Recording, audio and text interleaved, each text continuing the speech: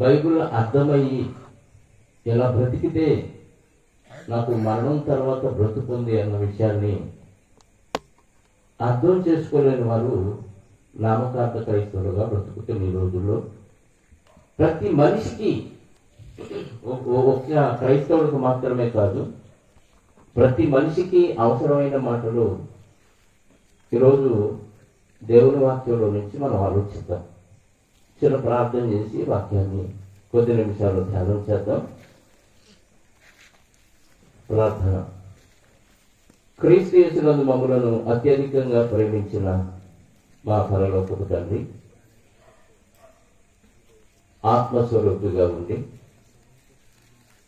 ఈ భూలోకానికి సంబంధించని పరలోకంలో మీరు నివసిస్తూ అక్షయుడుగా అమరత్వం కలిగిన వాడుగా మీరు ఉంటూ భూమి మీద మాకు ఇచ్చిన ఈ బ్రతుకును బట్టి స్తోత్రాలు. ఎంతో మంది పుడుతూ ఉన్నారు, చనిపోతూ ఉన్నారు. మేము కూడా ఏదో ఒక రోజు మరణిస్తాం. మరణించేలోపు మేము ఎలా బ్రతికితే మరణం తర్వాత మాకు నిత్యజీవం ఉంటుందో మీరే వ్రాయించి ఇచ్చిన బైబిల్లోని శ్రేష్టమైన సంగతులను బట్టి మీకు స్తోత్రాలు. ఈరోజు ఆ విషయాలు మేము ఆలోచిస్తూ ఉండగా మీ ఆత్మ సహాయంతో వ్రాయించిన మాటల్లోని శ్రేష్టమైన సంగతులు మాలో ఉన్న పరిశుద్ధాత్మ సహాయంతో వివేచించి మీ పిల్లలకు బోధించే సామర్థ్యాన్ని అల్పుణ్ణి అయోగ్యుడైన నాకు అనుగ్రహించండి. మీ పిల్లలు మనసు పెట్టి వినే ఆలోచన విధానాన్ని వారిలో కలిగించమని కోరుకుంటూ మంచి వాతావరణాన్ని ఇచ్చినందుకు క్రీస్తు ద్వారా కృతజ్ఞతాస్తుతులు చెల్లిస్తూ మా రక్షకుడు నీ ప్రియ కుమారుడైన యేసుక్రీస్తు వారి యొక్క పునరుద్ధానము కలిగిన నామములో ప్రార్థించి అడిగి వేడుకొనుచున్నాను పరలోకపు తండ్రి. ఆమేన్. వేదిక మీద ఉన్న దైవజనులకు చేరవచ్చిన మీ అందరికీ కూడా ప్రభువుని క్రీస్తు నామములో నా శుభాలు, వందనాలు. నిజంగా ఈ గ్రామం పేరుకు తగ్గట్టుగానే ఉంది. పేరేంటి? అందరూ చింతలోనే ఉన్నారు కదా. ఎప్పుడో విన్నాను రేడియోలోను టీవీలోను, ఒక శుభకార్యానికి కంగారు పడతా ఉంటే శుభకార్యం చేసే ఆయన సినిమా ఆయన ధర్మవరం సుబ్రహ్మణ్యం 2 ఏళ్ళు అనుకుంటే చనిపోయాడు. చింత ఎందుకు దండగా క్రేన్ మొక్కుపడి మన మధ్య ఉండాలి. విన్నారా లేదా? ఇది క్రేన్ మొక్కుపడి ఉంటే పెళ్లికి చింత అవసరం లేదా? అవసరం ఉందా లేదా? మరి ఆకులు, సొన్నం ఇవన్నీ కావాలి కదా. ఇది క్రేన్ మొక్కపొడి ఉంటే ఇంక పెళ్లికి చింత లేదని నమ్మారు చాలా మంది. క్రేన్ మొక్కపొడి కొనుక్కున్నారు. నిజంగా ఈ చింతలవల్లి గ్రామానికి ఈరోజు చెప్పబోయే మాటలు కాస్త బుర్రబెట్టి ఆలోచిస్తే, ఇది నువ్వు క్రైస్తవుడువా క్రైస్తవేతరువా, మనిషివైతే చాలు ఇవి నాకు సంబంధించినవే అనే ఆలోచనతో ఈరోజు మీరు వాక్యం వినగలిగితే ఖచ్చితంగా మనిషిగా నీకు సంబంధించిన విషయాలే అన్న విషయం నీకు అర్థమైంది. దాంతో నీకున్న చింత అంతా పోతుంది అని వాక్యాన్ని బట్టి నేను హామీ ఇస్తూ ఈరోజు మన టైటిల్ మరణం తరువాత ఏమి జరుగుతుంది. చెప్పండి, ఏం జరుగుతుంది? ఎవరికైనా తెలుసా? చర్చికి వెళ్ళే క్రైస్తవులు కాకుండా కాస్త కొంత బైబిల్ చదివిన వాళ్ళకు కూడా దాదాపుగా తెలియదు. ఇంకా అన్నిటికీ ఏమీ తెలియదు. మనిషి జీవితం మరణం వరకే అనుకుంటుంది లోకం. చావు తర్వాత తగ్గిడో బిక్కిడో, చావు తర్వాత గాలిలో కలిసిపోతుంది కొందరు, చావు తర్వాత దీపం ఆరిపోయింది అనేవాడు మరికొంటారు, చావు తర్వాత అంతా స్వర్గం. సమస్యలన్నిటికీ కారణం చెప్పండి, మన చింత. ఈ చింతలన్నీ తొలగిపోయేది ఎప్పుడంటే చావు తర్వాత. అందుకే కాస్త శ్రమలు వచ్చినా, కాస్త కష్టాలు వచ్చినా, కాస్త ఇరుకులు ఇబ్బందులు వచ్చినా, ఎగ్జామ్లో ఫెయిల్ అయినా, భర్త కొట్టినా, టీచర్ తిట్టినా, వెంటనే ఏం చేసుకుంటారు? ఆత్మహత్య పేరుతో తన శరీరానికి హాని చేసుకొని అర్థాంతరంగా జీవితాన్ని సాగిస్తారు. మనకి బాగలేదు. ఏమండి? సమస్యలన్నిటికీ పరిష్కారం చావు అనుకుంటుంది లోకం. అందుకే లోకం మాట్లాడే ఒక మాట దేవుడు బైబిల్లో రాయించాడు. ఒకసారి ప్రసంగి గ్రంథం 10వ అధ్యాయము 14వ వచనం తీసి చదవండి. అలా మాట్లాడేవాడిని దేవుడు ఏమని సంబోధిస్తున్నాడో ఒకసారి మనం చూడగలిగితే, ప్రసంగి గ్రంథం 10వ అధ్యాయము 14వ వచనం, కలుగబోవునది ఏదో మనుషులు ఎరుగకుండినను బుద్ధిహీనులు విస్తారముగా మాట్లాడుదురు. ఎందుకంటే జరగబోయేది మనుషులకు తెలుసా? ఎవరు భవిష్యత్తు చెప్పగలిగే వాళ్ళు ఈ ఊర్లో ఉన్న మీ ప్రాంతంలో ఎవ్వరు తెలిసినా సరే చెప్పలేరని నేను బైబిల్ని బట్టి చెప్తున్నాను. చెప్పగలిగిన వాళ్ళు జ్యోతిష్కులు ఎవరైనా ఉన్నారంటే రమ్మనండి. నేను అడిగే ప్రశ్నకి వాళ్ళు సమాధానం చెప్పాలి. కలుగబోన్నది ఏదో మనుషులకు తెలియకపోయినా విస్తారంగా మాట్లాడతారండి. ఆ కలుగబోయే వాటిల్లో ఒక విషయాన్ని అక్కడ ప్రస్తావిస్తూ కింద ఏమంటున్నాడంటే, నరుడు చనిపోయిన తరువాత ఏమి జరుగునో ఎవరు చెప్తారు చెప్పండి? సోదరుడి దగ్గరికి వెళ్తే ఏం చెప్తారు? సోది చెప్తాడు. ఏమని చెప్తాడు? సోదిలోకి మీ నాయనమ్మ వచ్చింది, ఒక నల్లకోడి ఇస్తామంట. నల్లకోడిని చాట్లో పెడితే 100 రూపాయల చాట్లో వేస్తే కసిన బియ్యం వేస్తే హాయిగా బియ్యం తొడుకొని కోడి చికెన్ మాంసం చికెన్ కూర వండుకొని వాడు హ్యాపీగా తినడానికి మీ నాయనం పేరు అనుకుంటున్నాడు.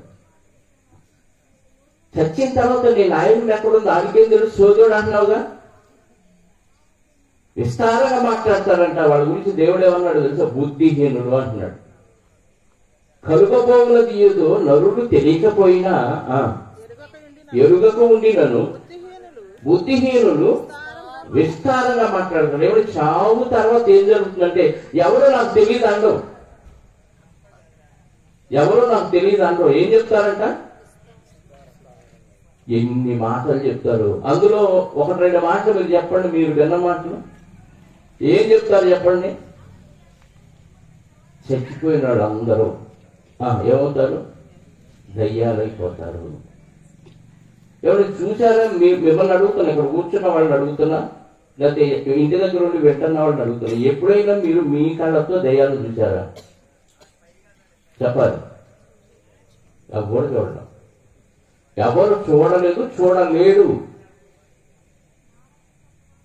తెలిసిందా? దయ్యాలుగా మారుతారని ఎవరు చెప్పాడంటే సినిమా వాడు చెప్పారు, కథలు రాసేవాడు చెప్పాడు, సీరియల్ తీసేవాడు చెప్పాడు. వాళ్ళు చెప్తే నమ్ముతావా? అయ్యే నమ్ముతాం మేము. దేవుడు చెప్తే నమ్మవా? అది అసలు నమ్మవు. అది మత గ్రంథం కదా. బైబిల్ ఏంటి? అలాని కులాలకు చెందిన మత గ్రంథంగా తీసుకున్నావే తప్ప నిన్ను పుట్టించిన దేవుడు నీ గురించి రాసిన గ్రంథం అన్న విషయం పక్కన పెట్టేశారు. కారణం, మొదటి వర్తమానంలో అన్నట్టు క్రైస్తవుడుగా బ్రతికితే కదా అర్థమయ్యేది కదా. అలా బ్రతకపోవటం వల్ల దీని గొప్పతనం అర్థం కావట్లేదు ప్రపంచానికి. ఈరోజు మన కళ్ళ ముందు కనపడుతున్న ఏ వస్తువైనా ఎలా పుట్టిందో చెప్పింది బైబిల్. భూమి, ఆకాశం, సూర్యుడు, చంద్రుడు, నక్షత్రాలు, మొక్కలు ఎలా వచ్చాయి, వృక్షాలు ఎలా వచ్చాయి, ఫల వృక్షాలు ఎలా వచ్చాయి, జంతువులు ఎలా పుట్టాయి, పక్షులు ఎలా పుట్టాయి, జలచరాలు ఎలా పుట్టాయి, ఇవన్నిటి గురించి చెప్పింది బైబిల్. పల్లెటూరులో అప్పుడప్పుడు ఖాళీగా ఉండి, ఇప్పుడు ఎవరు ఖాళీగా లేడు అంటే అందరూ సెల్ ఫోన్ విసుక్కుంటూ బిజీ అయిపోయారు.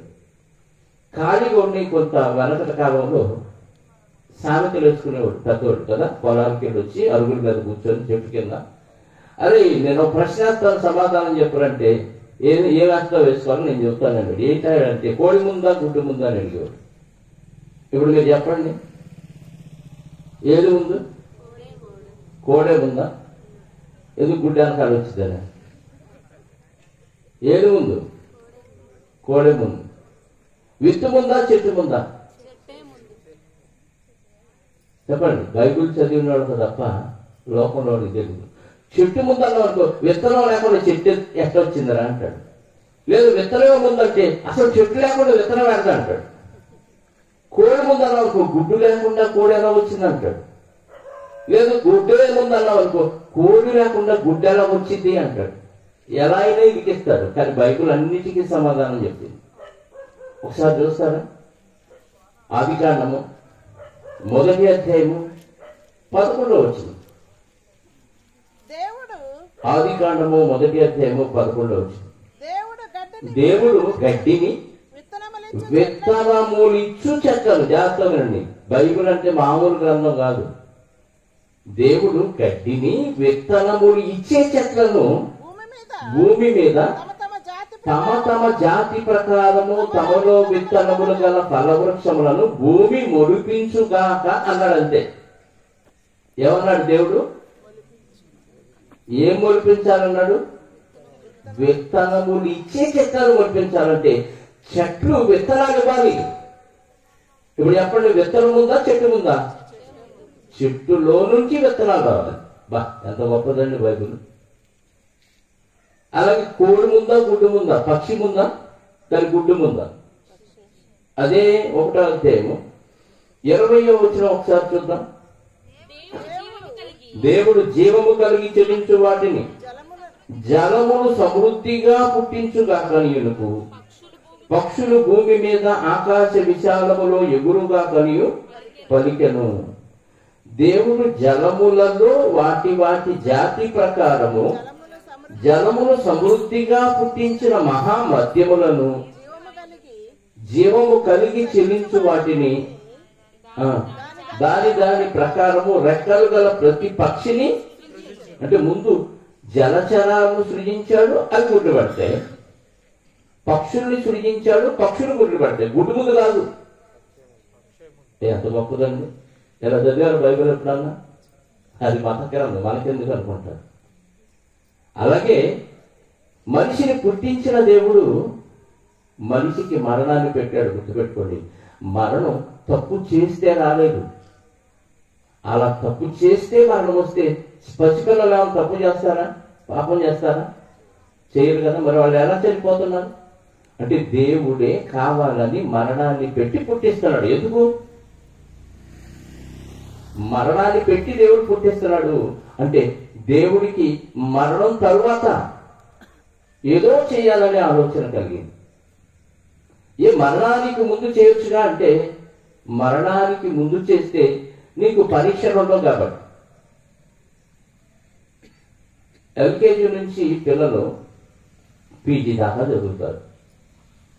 బాగా చదువుకున్న పిల్లలు మధ్యలో అసలు ఎలాంటి పరీక్షలు లేకుండా సంవత్సరం గడిచిపోగానే 1వ తరగతి నుంచి 2వ తరగతి, 2 నుంచి 3, 4, 5 ఇలా పెంచుకుంటూ తరగతులు పెంచుకుంటూ వాడి వయసుతో పాటు వాడు క్లాసులు కూడా పెరుగుతూ పీజీ దాకా చదివాడు అనుకోండి. ఎక్కడ పరీక్షలు పెట్టినా ఎవరు. ఇప్పుడు వాడు డాక్టర్ కోర్స్ చదివాడు అనుకుందాం. ఆ దగ్గరికి వెళ్ళి ట్రీట్మెంట్ తీసుకుంటారు ఎవరన్నా? చెప్పాలి. ఎందుకు తీసుకోరు? మీ అబ్బాయే చదివాడు అనుకుందాం కాసేపు డాక్టర్ కోర్సు. అవి పరీక్షలు ఏం పెట్టినా ఆ చేత ఆపరేషన్ చేయించుకుంటారా? ఏ అది ఎట్లా చేస్తాడో మనకు తెలియదు. అది ఆపరేషన్ చేసి కత్తెర లోపల మర్చిపోతే, కుట్లేయటం రాకపోతే, ఒక పేరు కోయాల్సింది ఒక్కొక్క పేరు కోస్తే, అంటే నువ్వు ఎలా చేస్తావో చూసి అప్పుడు నేను చేయించుకుంటానంట. అంటే వాళ్ళకి పరీక్ష పెట్టాలా? మనం పెట్టాలి. ఎక్కడ దాకా ఇంటికి పని మనిషిని పిలిస్తే ఆ పని మనిషిని ఎన్ని ప్రశ్నలు అడుగుతాం? నీకేమేమి వచ్చు? వంట వచ్చా? అంట్లు తోవటం వచ్చా? ఇల్లు ఓడవటం వచ్చా? బట్టలు తోవటం, ఇవన్నీ వచ్చు అని చెప్పింది అనుకో, ఒకసారి చేసి చూపించాడు. చేసి చూపించకపోతే నమ్మవా? నమ్మం. ఎందుకంటే ఎలా చేసిద్దో మనకు తెలీదు. అంటే పరీక్ష పెడుతున్నావు, పరీక్షలో పాస్ అయితే ఉద్యోగం ఇస్తావు, పాస్ అవ్వకపోతే చెప్పండి. ఒక చోట కూర్చొని సెక్యూరిటీ గార్డుగా పనిచేసే వాడికి కూడా పరీక్షే. ఎందుకంటే ఇప్పుడు కూర్చొని తరపోయే గొడవ పెట్టే లక్షణం ఉందా లేదా? ఉపయోగంగా ఉంది. ప్రతిదానికి పరీక్ష అవసరమా? అవసరం. అందుకే పరీక్ష కోసం దేవుడు ఈ లోకములో మనల్ని పుట్టించాడు. ఒకటే గుర్తుపెట్టుకోండి, పరీక్ష కోసమే నువ్వు పుట్టావు. బతకటం కోసం పుట్టలా. మనము తెలియక నేను పుట్టిందే తినటానికి, నేను పుట్టిందే లగ్జరీ అనుభవించడానికి, నేను పుట్టిందే ఎదుటోళ్ళు మోసం చేయటానికి, నేను పుట్టిందే వ్యభిచారం చేయటానికి, నేను పుట్టిందే తాగటానికి, నేను పుట్టిందే యాక్షన్ చేయటానికి, నేను పుట్టిందే ఆటలాడటానికి అన్నట్టుగా బతుకుతుంది ఈ లోకం. పుట్టిన ప్రతి మనిషికి దేవుడు ఒక ఆవిష్కారం ఇచ్చాడు. నువ్వు ఎంత గొప్ప గొప్ప పదవిలో ఉండు, పెద్ద ఉద్యోగం చెయ్యి, కోట్లకు పడగలెత్తు, రాజ్యాలను పరిపాలించు, లేదా ముష్టెత్తుకో, ఏ పరిస్థితిలో ఉన్న పుట్టిన ప్రతి మనిషికి ఒక ఆవిష్కారం పెట్టి పుట్టించాడు. దేనికి ఆవిష్కారం?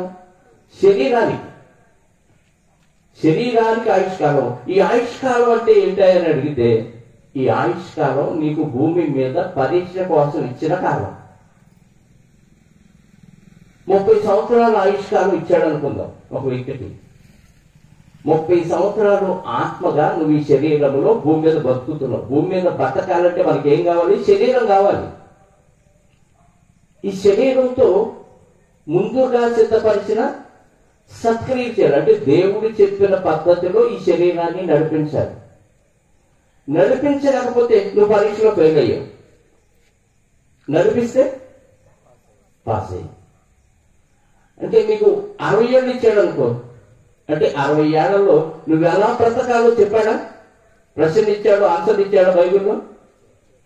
మధ్యాహ్నం వాళ్ళ మహేష్ జమున ఒక అబ్బాయి మోజేస్ విశ్వతేజ్ యొక్క మొదటి జన్మదినాన్ని జరుపుకుంటూ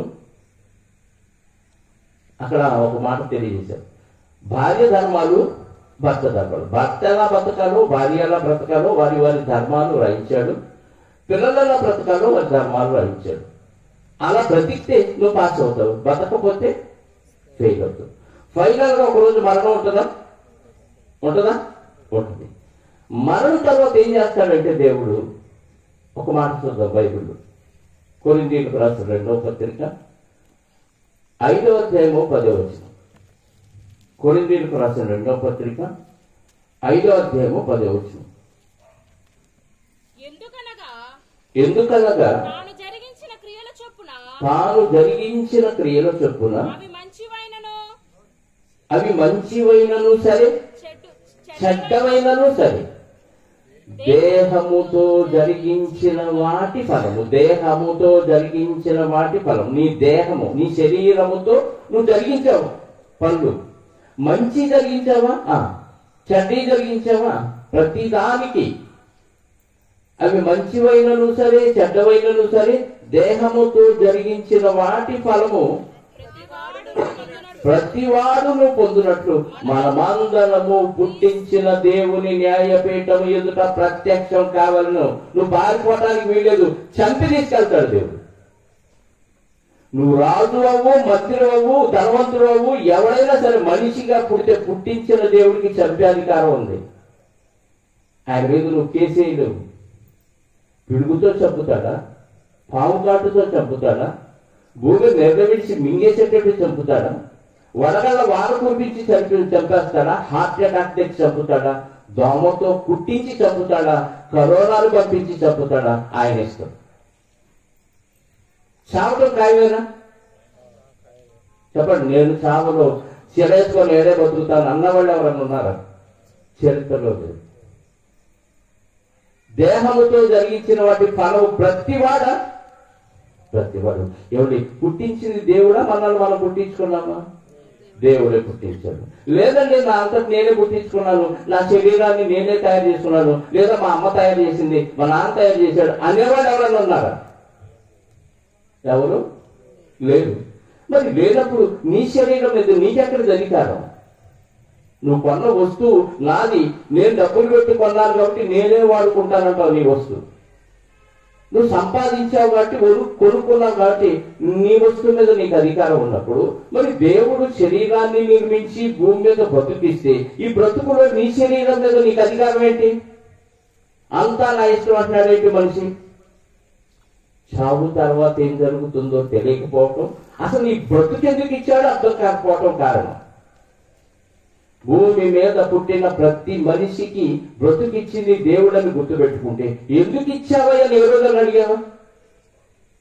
దేవుడిని ఎప్పుడు ఎందుకు ఇచ్చామని ఎవరో అడిగి ప్రార్థన చేయకుండా వినలేదు నేను.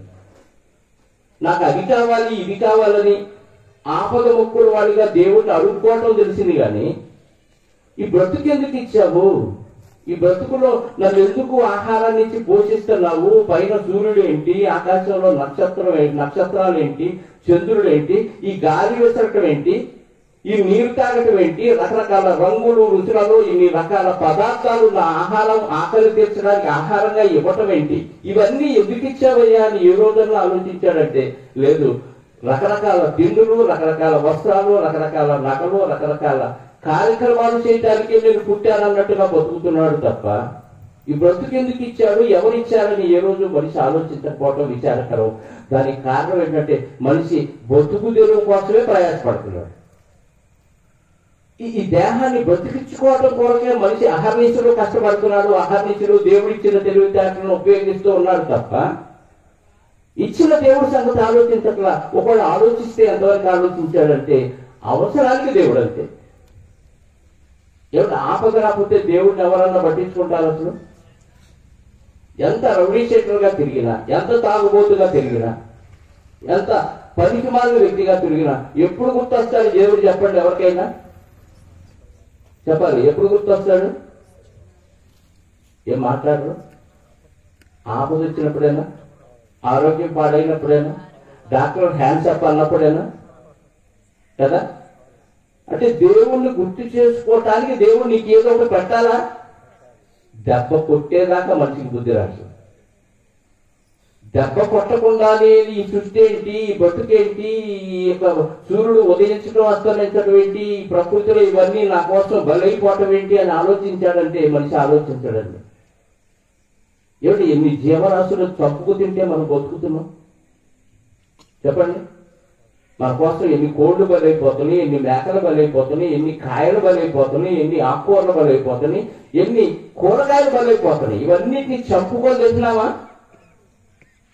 దేవుడు భూమికి ఆజ్ఞ ఇవ్వకపోతే, అవి పండించకపోతే ఏం తిని బతుకుతావు?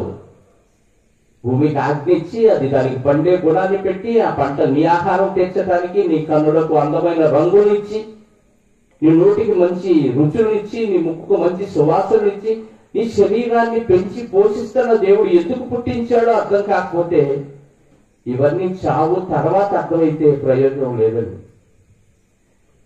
బాగా మనం గమనిస్తే ప్రతి మనిషి జీవితంలో సంతోషం శాశ్వత కాలం ఉండదు, దుఃఖం శాశ్వత కాలం ఉండదు. ఉంటుందా? సుఖ దుఃఖాలు ఎలా వస్తాయి మనిషికి? కాసేపు సుఖం, కాసేపు దుఃఖం, కాసేపు బాధ, కాసేపు సంతోషం. ఇవి రెండు ఉంటాయా? కంటిన్యూగా వీడు శాశ్వత కాలం సుఖపడుతున్నాడని ఎవరినైనా చూపించగలరా? మనం అనుకుంటాం ధనవంతులు చూసి వాడు డబ్బుతో బాగా సుఖపడుతున్నాడు అనుకుంటాం. ఆడు గుండేసి అంత ఎవరికి ఉండదు.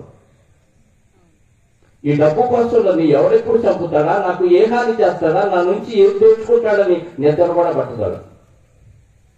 లేనోడేమో తిండి కోసం, బట్ట కోసం, ఇంటి కోసం ఈడు పాకులని దేవుడు పట్టించుకోడు. ఉన్నవాడేమో ఉన్నదాన్ని కాపాడుకోవడానికి ఆడు దేవుడు పట్టించుకోడు. ఇవన్నీ చింతలే. ఇన్ని చింతలు అందరికీ ఉన్నాయి. అందులో మధ్య మధ్య సంతోషాలు లేదు. సంతోషం దొరకలేదంటే ఏదో ఒక సంతోషం కొనుక్కోవడానికి బయటకు వెళ్తున్నారు. నీకు అర్థమైంది ఎక్కడ దొరికింది సంతోషం? వైన్ షాప్ లో దొరికింది, సినిమా హాల్లో దొరికింది, వేశ్యల దగ్గర దొరికింది, గుట్కాలు పాన్ పరాకులు వీటన్నింటిలో దొరికింది అనుకుంటున్నారంతే. ఏమిటి ఇవన్నీ శరీరానికి ఎలా పెడుతుంది చెప్పండి? దేనికి పెడుతున్నారు? మందు దేనికి? గుట్కాలు దేనికి? పాన్ పరాకులు దేనికి? వ్యభిచారం దేనికి? ఈ వ్యసనాలన్నీ దేనికి? శరీరానికి. నీతో వస్తుందా? నువ్వు అంటే ఆత్మ, గుర్తుపెట్టుకోండి. నువ్వు అంటే ఆత్మవు. ఎక్కడ ఉన్నావు? శరీరంలో ఉన్నావు. శరీరం ఎందుకు ఇచ్చాడు? భూమి మీద పని చేయడానికి ఇచ్చాడు. ఈ పని ఎందుకు? పరీక్ష కోసం ఇచ్చాడు. ఇది పరీక్ష అని చాలా మందికి తెలియదు. ఎగ్జామ్ హాల్లోకి పోయి ఇది పరీక్ష హాల్ అని అనుకోకుండా వాడు హ్యాపీగా నిద్రపోయి వచ్చాడు అనుకో, అది ఏమవుతాడు? ఫెయిల్ అయిపోతాడు.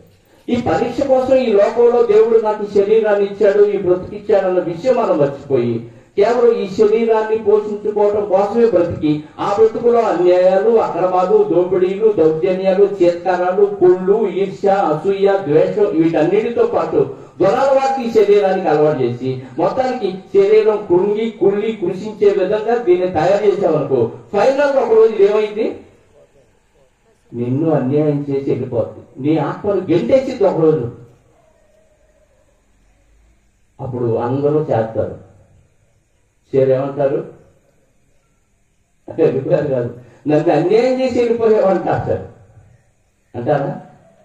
ఏమంటారు? భార్య భర్త శవం దగ్గరుండి ఏమన్యాయం జరిగింది? పొద్దున్నే టిఫిన్ తెచ్చిపెట్టేవాడు లేడు, పోయాడు. జీతం ఉద్యోగం చేసి సంపాదించి పోషించేవాడు లేడు, వెళ్ళిపోయాడు. పిల్లలు పోషించేవాడు లేడు, వెళ్ళిపోయాడు. అందుకని అన్యాయం అంటే ఇది. అది పోయినందుకు కాదు బాధ. ఎందుకు? పోషించేవాడు లేడు. ఇప్పుడు ఏమో కష్టపడాలి. మనుషుల ప్రేమలన్నీ వ్యాపార సంబంధమైనవిగా కనపడుతుంది. అదే దేవుడిని అడిగారు అనుకో, దేవుడు ఎందుకు ఈ బ్రతికిచ్చాడని అర్థమైంది అనుకో, ఓహో శరీరం ఇచ్చింది దేవుని పని చేయడానికి, ఇది పరీక్ష కోసం ఇచ్చాడు. ఈ పరీక్షలో నేను ఫెయిల్ అయితే శాశ్వత కాలం భయంకరమైన ప్రదేశం అనేది ఒకటి ఉంది. అందుకే భూమి మీద శాశ్వత కాలం సుఖం ఉండదు, శాశ్వత కాలం దుఃఖం ఉండదు ఈ మనుషులు. అందుకే ప్రసంగి గ్రంథం 7వ అధ్యాయం 14వ వచనంలో ఒక అద్భుతమైన మాట రాయించాడు. సామాన్యంగా చదివితే అది ఎవరికి అర్థం కాదు. ఒకసారి దేవుని మనసు పెట్టి ఆలోచిస్తూ చదివితే ఆ మాటలోని భావం మనకు అర్థమవుతుంది. ప్రియుల ప్రసంగి గ్రంథం 7వ అధ్యాయం 14వ వచనం, సుఖదినమునందు సుఖముగా ఉండుము. ఇప్పుడు సుఖం వచ్చినప్పుడు ఏం చేయమన్నాడు? సుఖపడు. ఆపద వచ్చినప్పుడు బాధపడమన్నాడా? ఆలోచించమంటున్నాడు. మనం ఏం చేస్తాం? సుఖం వస్తే హ్యాపీగా ఎగురుతాం, గంతులేస్తాం, ఆనందిస్తాం. కానీ బాధ వస్తే, ఆపద వస్తే ఏంటి దేవుడా ఇంత ఏం చేశావు అంటాం. లేకపోతే ఎవరొక్కడి వల్ల ఆపద వచ్చింది వాళ్ళని దూషిస్తాం, అంతా నీ వల్లే వచ్చిందంటాం కదా.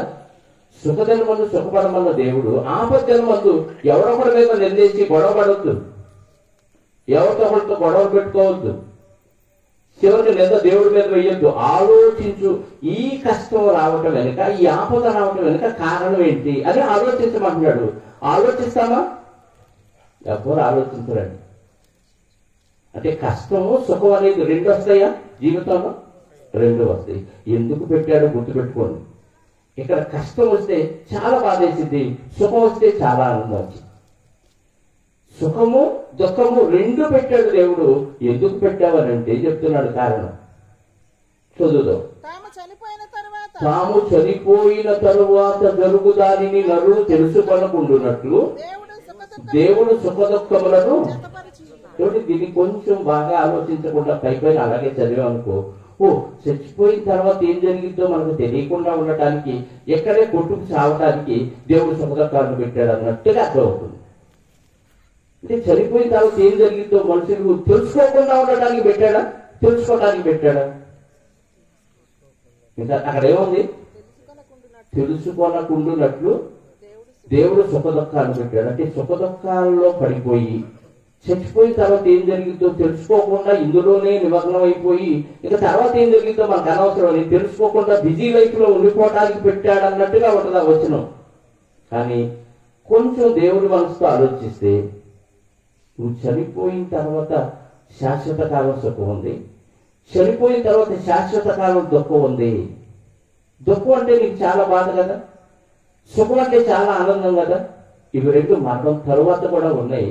ఆ మరణం తర్వాత ఉన్నాయి నీకు ఎప్పుడు అర్థమైంది? మరణించిన తర్వాత అర్థమైంది. అప్పుడు తెలుసుకున్న ప్రయోజనం ఉంటుందా? చెప్పాలి. చచ్చిపోయిన తర్వాత సుఖం ఉంది, చచ్చిపోయిన తర్వాత దుఃఖం ఉంది. రెండిట్లో ఏదో ఒకటి ఉంటుంది. అక్కడ రెండు కలిపి ఉండవు, ఇక్కడ రెండు ఉంటాయి. రెండు ఎందుకు పెట్టాడంటే, చనిపోయిన తర్వాత శాశ్వత కాలం సుఖంగా ఉంటావా, చనిపోయిన తర్వాత శాశ్వత కాలం దుఃఖంగా ఉంటావా, ఇక్కడే నిర్ణయించుకో.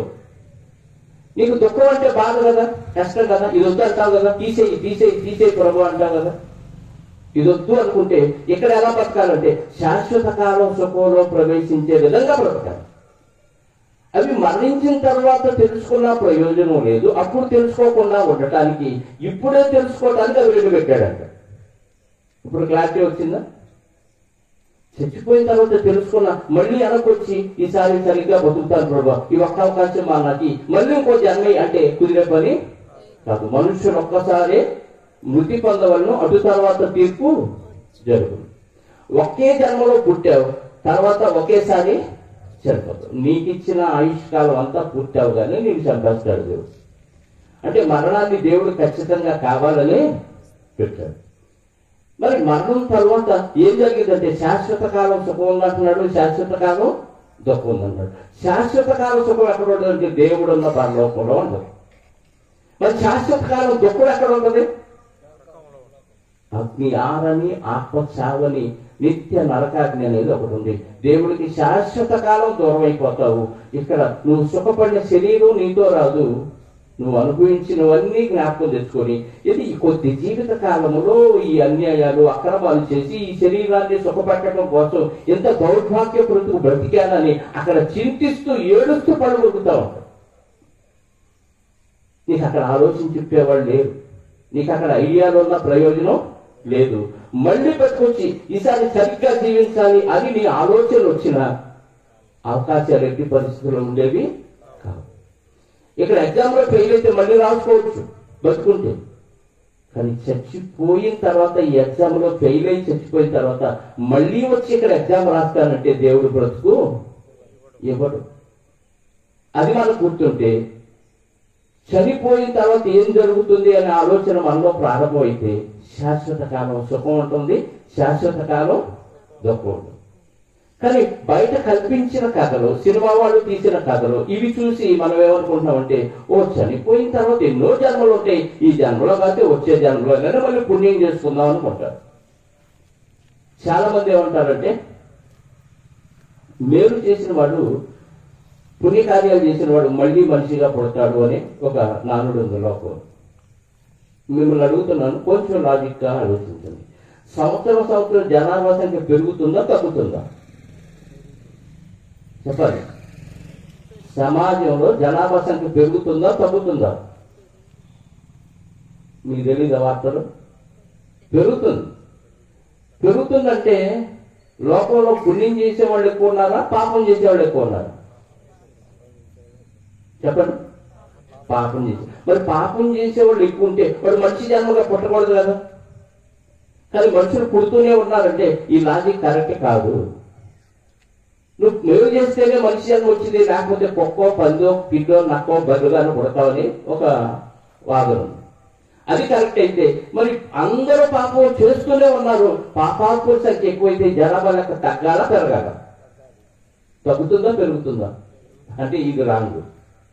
ఇక రెండవ వాదన ఏంటంటే చనిపోయిన వాళ్ళండి దయ్యాలయ్యి వాడు కోరికలు తీర్చుకుంటారు. ఎందుకంటే కోరికలు తీరకుండా చనిపోయిన వాళ్ళు దెయ్యాలుగా మారి ప్రేతాత్మలుగా మారి వాళ్ళ కోరికలు తీర్చుకుంటారు అనే ఒక పుకారు.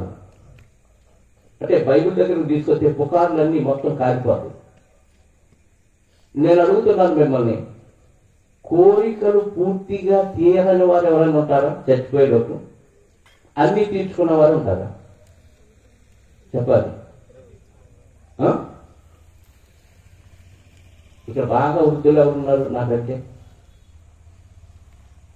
ఒకరు లేరు అనుకోండి, ఒక 100 ఏళ్ల వృద్ధులు ఉన్నాడు అనుకోండి, ఆయన భార్య చనిపోయింది అనుకోండి, తాత పెళ్లి చేసుకుంటావు అని అడిగితే ఏం చెప్తాడు? చెప్పాలి. పిల్లలు ఎవరు ఇస్తారంటాడా? ఈ వయసులో నాకు పెళ్లి ఎందుకు అంటాడా? ఏముంది కోరిక? ఇప్పుడు దాబత్యాగా ఇంకా చచ్చిపోతే తాత అంటే ఎవరే మునిమనవుడు పెళ్లి చూడాలరా అంటాడు. అంటే ఏ కోరిక ఉంది? చచ్చిపోయాడు. మటన్ తింటావా అని అడిగామనుకోండి, పళ్ళు లేవంటాడు తప్ప తినకూడదు తినను అని అంటాడా? చెప్పాలి. అనడు. పళ్ళు సరిగ్గా లేవు నవ్వలేనయ్యా అంటాడు. అంటే తినాలనే కోరిక ఉంది. కోరికలు తీరకుండా చచ్చిపోవాలంటే ఎవరు లేరు. డాక్టర్ దగ్గరికి వెళ్ళి ఏం చెప్తాం? డాక్టర్ గారు ఎలాగైనా సరే నన్ను బ్రతికించంటావా? ఇక చంపే పర్లేదు అంటారా? ఎందుకో ఏం చేస్తామండి? తింటాం, నిద్రపోవటం, లేకపోతే పని చేసుకోవటం. ఇంతకు మించి ఏం చేస్తాం భూమి మీద? ఇంకేమన్నా గొప్ప పని ఏమన్నా ఉందా? ఏమి లేదు. ఎంతకాలం ఉన్నా తిండిలో రకాలు, వస్త్రాల్లో రకాలు, నిద్రలో రకాలు ఏమి లేవు. 6 వచ్చి నిద్రపోతాడు. ఇంకేం బాగుంటుందా అని బతుకుతావు. బతుకెందుకో తెలియక ఇలాంటి గొంతెమ్మ కోరికలన్నీ కోరుతూ ఉంటాం. అంటే కోరికలు తీరకుండా మరణించేవారు ఎవరు లేరు. ఇప్పుడు వాళ్ళందరూ ఏమవ్వాలి? నాకు విమానం ఎక్కాలని కోరిక లేకుండా చచ్చిపోయాను అనుకోండి, హ్యాపీగా చచ్చిపోయి విమానంలో జరగవచ్చు. టికెట్ లేదు, ఏ దేశం అయినా ఫ్రీగా. అసలు విమానం ఎందుకండి? ఆత్మగా మన శరీరాన్ని విడిస్తే ఎక్కడికైనా వెళ్ళిపోవచ్చు. ఎవరు అడుగుతాడు? శరీరం ఉంది కాబట్టి దీనికి ఖర్చు ఉంది.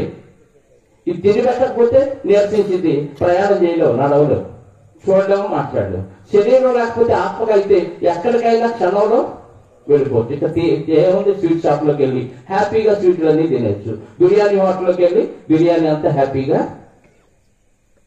మరి ఎక్కడ ఏ దెయ్యాలు కనపడి బిర్యానీ తినట్లేదు, స్వీట్లు తినట్లేదు, విమానాల్లో జరగట్లేదు? మీరు చచ్చిపోయిన దెయ్యాలు అవుతారా? చెప్పండి. అవును. చచ్చిపోయిన ఏమవుతారంటే ఎవరు చెప్పాలంటే దేవుడే చెప్తారు. ఎందుకంటే పుట్టించిన ఆయన కాబట్టి నువ్వు చస్తే ఏమవుతావు అనేది యేసుక్రీస్తు వారు ఆయన జీవించిన కాలంలో తన శిష్యుడికి చెప్పాడు. ఎప్పుడంటే క్రీస్తు పూర్వం 1500 సంవత్సరాల కాలంలో జరిగిన ఒక యథార్థ విషయాన్ని, సంఘటనను శిష్యుడికి చెప్పాడు. అంటే ఇప్పటికి ఇది ఒక 2000 క్రీస్తు శకం, క్రీస్తు పూర్వం 1500, మొత్తం కలిపి 3500 సంవత్సరాల క్రితం జరిగిన చరిత్రను మనం ఈ రోజు నేర్చుకుంటున్నాం. లూకాసు వార్త 16వ అధ్యాయం 19వ వచనం నుండి చదువుదాం. లూకాసు వార్త 16వ అధ్యాయం. అనగనగా ఒక రాజుగారికి 7 కొడుకులు 7 చేపలు తెచ్చారు. కథ కాదు ఇది. ఏంటిది? యథార్థ కథ, జరిగిన సందర్భం. మోషే గారి కాలంలో జరిగింది. శిష్యుడు చెప్పాడు యేసుక్రీస్తు వారు. అది ఈ రోజు మనం చదువుకుంటున్నాం. ధనవంతుడు ఒకడు ఉండెను. అతడు ఊదా రంగు బట్టలు, సన్నపునాల వస్త్రములు ధరించి ప్రతి దినము బహుగా డబ్బుంది కదా, మరి ఏం చేస్తాడు? హ్యాపీగా బతికేస్తున్నాడు. శరీరాన్ని సుఖపెట్టుకుంటున్నాడు. గుర్తుపెట్టుకోండి, దేన్ని సుఖపెట్టుకుంటున్నాడు? శరీరాన్ని. కావలసిన తింటున్నాడు, కావలసిన వస్త్రాలు ధరిస్తున్నాడు, కావలసిన కళ్ళకు నచ్చిన ఆనందాలంతా చూస్తున్నాడు, చెవులకు నచ్చిన విషయాలన్నీ పెడుతున్నాడు. ఇంతకు మించి శరీరాన్ని ఇంకేం సుఖపెట్టాడు కదా? కంటికి, చెవులకు, శరీరానికి, కడుపుకి, అంతే కదా. ఈ ఆనందం పొందుతూ ఉన్నాడు, డబ్బు ఉంది కాబట్టి. నెక్స్ట్ ఆయన ఇంటి ముందే ఒక ఆయన ఉన్నాడు, లాజరు ఒక దరిద్రుడు ఉన్నాడు. ఆడు కురుపులతో నిండిన వాడై ఈ ధనవంతుని ఇంటి వాకిట పడి ఉండి ఆ ధనవంతుని బల్ల మీద నుండి పడు రొట్టె ముక్కలతో ఒకడేమో బాగా సంపద ఉండి దర్జాగా శరీరాన్ని సుఖపడుతున్నాడు, ధనవంతుడు. అది పేరు రాయించాడు దేవుడు. రెండో వ్యక్తి పేరు లాజరు రాయించాడు, ఆడు దరిద్రుడు అని రాయించాడు. ఎలా ఉన్నాడట? ఒంటి నిండా కూర్చుండు. ఆహారం పెట్టేవాళ్ళు లేరు, వైద్యం చేయించేవాళ్ళు లేరు. కురుపులతో నిండిన వాడే ఆ ధనవంతుని ఇంటి వాకిట పడి ఉండెను. అంతేకాక కుక్కలు వచ్చి వాని కురుపులు అంటే ధనవంతుడికి ఆవితి కాక తిని తినగా రాలిపోయిన రొట్టె మొక్కలు ఉంటాయే, అవి పనులు వచ్చి ఊడ్చేసి తీసుకెళ్లి వీధి బయట పడేస్తే ఆ వీధి బయట ఉన్న ఆ ఏరుకునే రొట్టె మొక్కలు తీసుకొని ఆకలి తీర్చుకుంటూ బతుకుతున్నాడు దరిద్రుడు. ఆ రొట్టె మొక్కల కోసం పోటీగా మళ్ళీ వస్తున్నాయి కుక్కలు కూడా వస్తున్నాయి. అంటే కుక్కలు తిని ఆహారం తిరిగి పోషించుకుంటున్నాడు దరిద్రుడు. ధనవంతుడైనా దరిద్రుడైనా కూడా చావాలా? చావాలి. మరణం తరువాత ఏం జరుగుతుంది అనే దానికి యేసుక్రీస్తు వారు చెప్పిన ఖచ్చితమైన చరిత్ర. దరిద్రుడు ఆహారం లేక, వైద్యం లేక కురుపులతో ఉన్నాడు కాబట్టి త్వరగా చనిపోయాడు. దరిద్రుడు చనిపోయి దేవదూతల చేత అబ్రహాము రొమ్మున ఆనుకోవటకు గుర్తుపెట్టుకోండి. అనారోగ్యంతో ఉన్నాడు, ఆకలి తీర్చలేదు కాబట్టి అనారోగ్యంతో ఉన్న లాజరు, దరిద్రుడైన లాజరు చనిపోయిన తర్వాత ఆ కురుపులతో ఉన్న దేహం ఏమైంది చెప్పండి? ఆత్మ వెళ్ళిపోయింది, బయటకు వచ్చింది. అప్పుడు ఆ శరీరం కురుపులతో ఉన్నది. ఎవరన్నా ముట్టుకోవాలన్నా అసహ్యం. దాన్ని సమాధికి తీసుకెళ్ళడానికి కూడా అందరి ముందుకు రాకపోవచ్చు. మరి ఆ శరీరాన్ని ఏం చేశారో దేవుడు రాయించలేదు, కానీ ఆత్మను మాత్రం దేవదూతలు వచ్చి ఒక ప్రత్యేకమైన ప్రదేశానికి తీసుకెళ్లారంట. అది అబ్రహాము రొమ్మున అనుకున్నటకు కొనుక్కోబడింది. అబ్రహాం గారు ఎవరు? విశ్వాసులందరికీ తండ్రి, దేవుని నమ్మిన వారికి తండ్రి లాంటి వాడు అబ్రహాం గారు. ఆయన ఎక్కడున్నాడు? ఒక ప్రత్యేకమైన ప్రదేశంలో ఉన్నాడు. దేవుని ఇష్టాన్ని నెరవేర్చాడు కాబట్టి దాని పేరు పరదేశ్ అనే ప్రదేశంలో ఉన్నాడు. అక్కడ నెమ్మదిగా ఉంటారు. ఈ లోకంలో మనం టెన్షన్ పడినట్టు, బాధలు పడినట్టు, బీపీ పెంచుకున్నట్టు, ఆహారం తక్కువైతే అనారోగ్యం వచ్చినట్టు, లేకపోతే కలసి చెందినట్టు, ఇలాంటివి ఏముండవు. నెమ్మదిగా ఉంటారు. ఎప్పుడు నెమ్మదిగా ఉంటారు? దేన్నైనా జయించగలన్న సామర్థ్యం ఉన్నవాడు నెమ్మదిగా ఉంటాడు. ఒడిదుడుకులు లేని జీవితం ఉన్నవాడు నెమ్మదిగా ఉంటాడు. ఇప్పుడు లాజరు ఇక్కడ ఎలా ఉన్నాడు? భూమి మీద బాధతో ఉన్నాడా, నెమ్మదితో ఉన్నాడా? భూమి మీద. ఎందుకంటే శరీరం ఒంటి నిండా కురుపులు ఉన్న శరీరంలో ఉన్నవాడు ప్రతి క్షణం బాధే. నరకం ఎంతకంటే లేదు అనిపించింది మనకి. ఒంట్లో 1-2 చోట్ల పుండు వస్తేనే అది దొరద పడుతుంది, గీకి ఏమనిపించింది? అసలు ఈ పుండు బాధ పడే కంటే చచ్చిపోతే బాగుంది అనిపిస్తుంది. ఒంట్లో అంతా కురుపులు ఉంటే, ఆ కురుపులు చీంగారుతూ ఉంటే, కుక్కలు వచ్చి ఆ కురుపులను నాకుతుంటే ఎంత అసహ్యం అండి చూడటానికి. వెంటంటేనే మనకు జుగుత్సాకరంగా లేదు, చేదరంగా ఉందా కదా? అలాంటి శరీరాన్ని ధరించుకొని ఎలా భరించాడు, ఎలా బతికాడు? నెమ్మది లేదు, బాధ, భయంకరమైన ఆవేదన. ఎవరూ నన్ను పట్టించుకోవట్లేదే, నాకు ఎవరూ వైద్యం చేయట్లేదే, ఈ కురుపుల బాధ నుంచి నేను ఎప్పుడు విడుదల పొందుతాను, నాకు ఆహారం పెట్టేవాళ్ళు లేరా? ఇలాంటి ఆలోచనలు ఒక పక్క, ఈ కురుపుల బాధతో మరొక పక్క. బతకాలన్న ఆలోచనే చచ్చిపోతుంది. దేవుడు తొందరగా తీసుకెళ్తే బాగుండి అనిపించే పరిస్థితి రాదు. కానీ ఒక్కసారి మరణించగానే ఆత్మకి ఏమొచ్చిందంట? ఏమొచ్చింది? నెమ్మది వచ్చింది. నీ ఆత్మ నెమ్మదిగా ఉండాలంటే ఇక్కడ శరీరాన్ని లెక్క చేయి. శరీరం కోరికలను దేవుడికి ఇష్టానికి వ్యతిరేకంగా తీర్చకు. శరీరం మంచి అడిగిద్దా, చెడ్డ అడిగిద్దా? చెప్పండి. షుగర్ రాకముందు స్వీట్ మీద మమకారం లేకపోయినా, నీకు షుగర్ వచ్చిందని డాక్టర్ చెప్పగానే మన ప్రేమ ఎటుమైంది? తీపి తింటే బాగుంది అనిపించింది. అదేంటో జ్వరం వచ్చినప్పుడే ఆకలి అనిపించింది, అది తినే తినాలనిపించింది. మామూలు అప్పుడు తినరంటే తినడు. పత్తి వారు ఎప్పుడు అంటాడు? అప్పుడే ఇది కోరిద్ది, అదే తిను, తొందరగా పాడు చేసుకో. అంటే శరీరం ఏం కోరిద్దంటే చెడు చేయడానికే కోరింది. అందుకే యేసుక్రీస్తు వారి శరీరాన్ని ఏమన్నాడు తెలుసా? ఇది నిష్ప్రయోజనమైంది అన్నాడు యోహాను 6:63. ఆత్మయే జీవింప చేయుతున్నది, శరీరం కేవలం నీకు ప్రయోజనం లేదు. దీన్ని ప్రయోజనకరంగా మార్చుకో. ఎలా?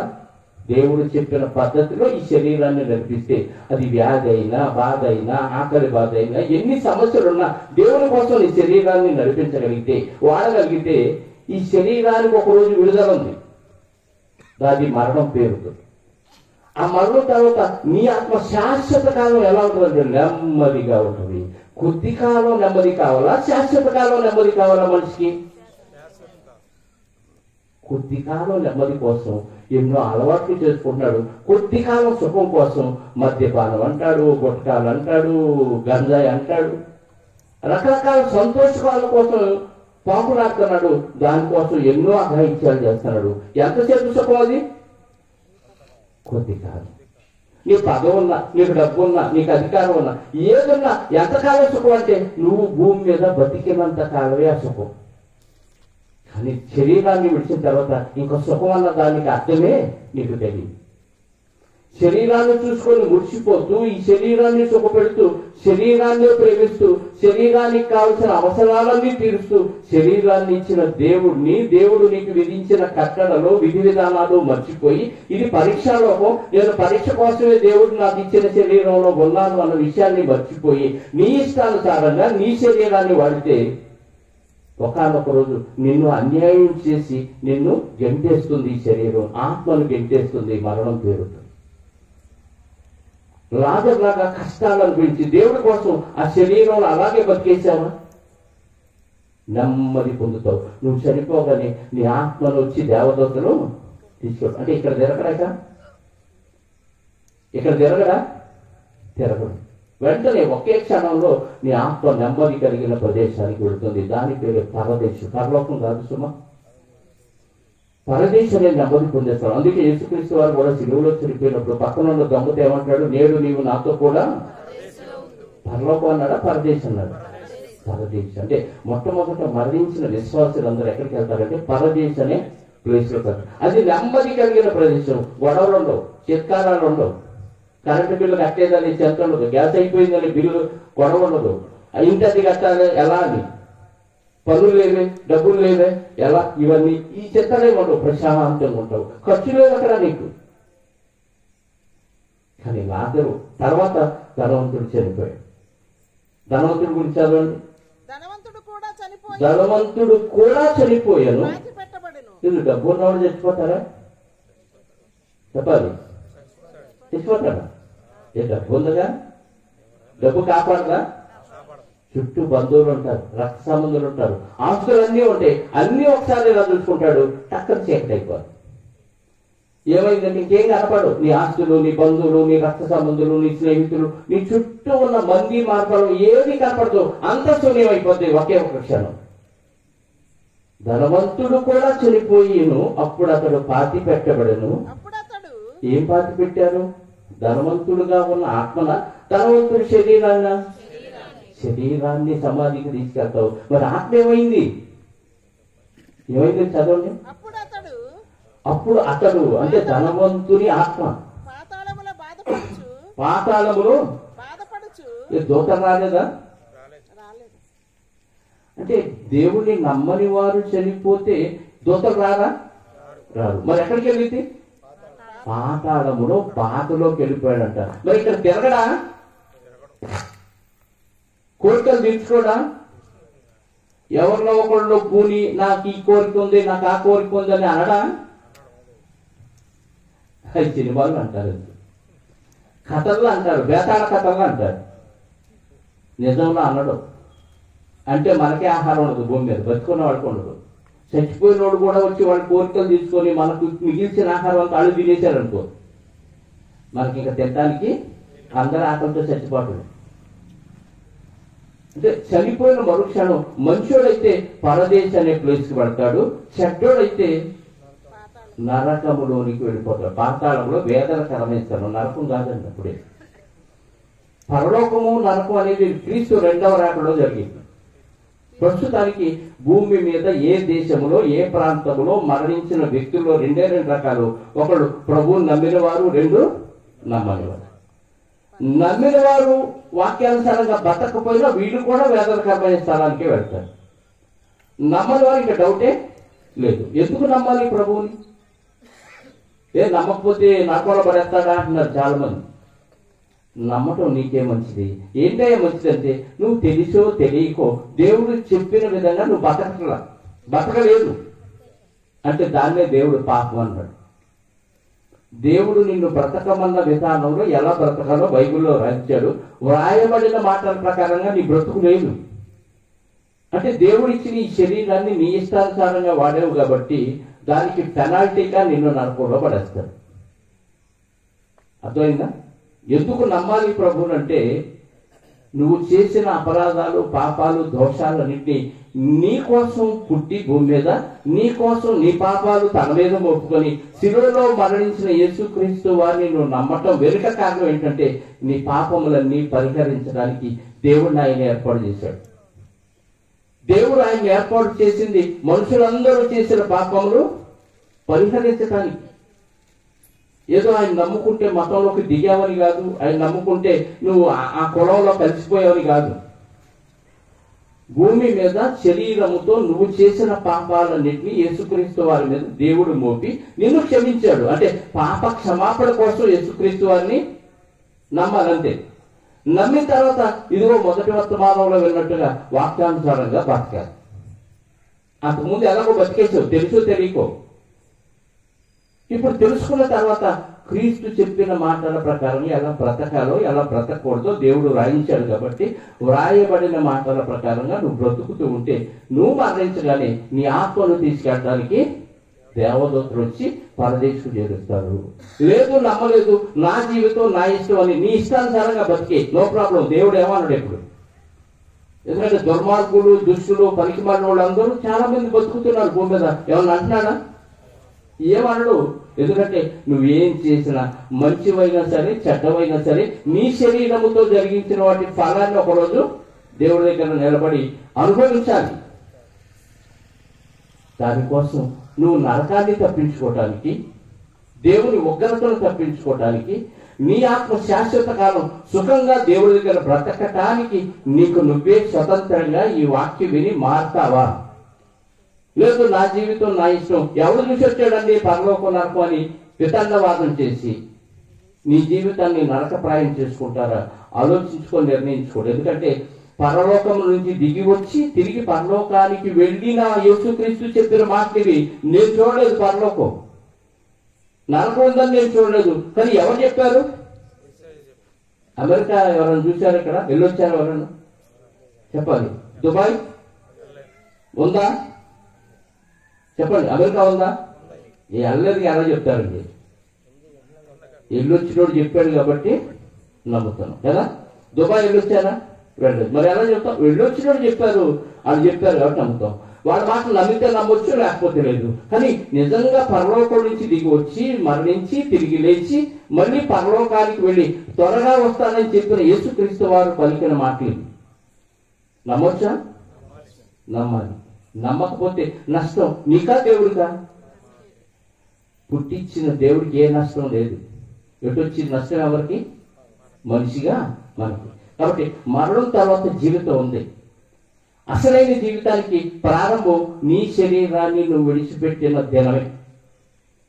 అంటే మరణం తర్వాత మరొక బ్రతుకు ఉంది. ఆ బ్రతుకులో శాశ్వత కాలం బాధ ఉంది, ఆ బ్రతుకులో శాశ్వత కాలం ఆనందం ఉంది.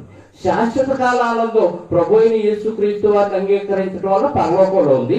శాశ్వత కాల దుఃఖం నువ్వేం చేయక్కర్లేదు, దేవుడు బతకమన్నట్టుగా బతకపోతే చాలు, ఆటోమేటిక్ గా శాశ్వత కాల దుఃఖానికి వెళ్ళిపోవాలి. శాశ్వత కాల జీవం కావాలా, శాశ్వత కాలం మరణం కావాలా?